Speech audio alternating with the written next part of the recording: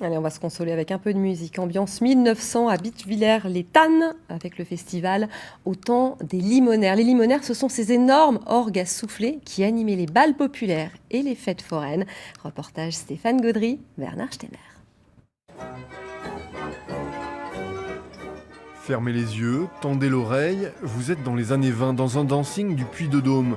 Un voyage dans le temps propulsé par un authentique limonaire. Un orgue de barbarie géant, capable de remplacer à lui seul un orchestre de 40 musiciens grâce à ses cartes perforées, témoins fragiles de la mode musicale du début du XXe siècle. Ces cartons perforés sont d'époque.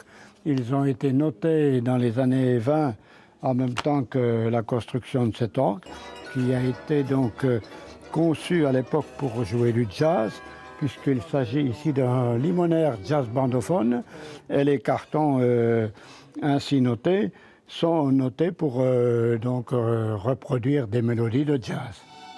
Et si ces deux exceptionnels limonaires redonnent de la voix aujourd'hui, c'est grâce au travail passionné de Gérard Mougin qui est allé les sauver des souris dans l'ancien dancing où ils avaient officié. À l'origine, donc, ces deux orques étaient dans un dancing, dans le Puy-de-Dôme. Et donc, ils ont joué, ils ont fait danser les couples jusqu'en 1965 à peu près. Ils paraissaient bien, mais en fait, tous les organes tels que les soufflets, les toilettes hanches, les pots, les bois qui étaient vermoulus, enfin, tout était à reprendre. Et je l'ai donc démonté complètement.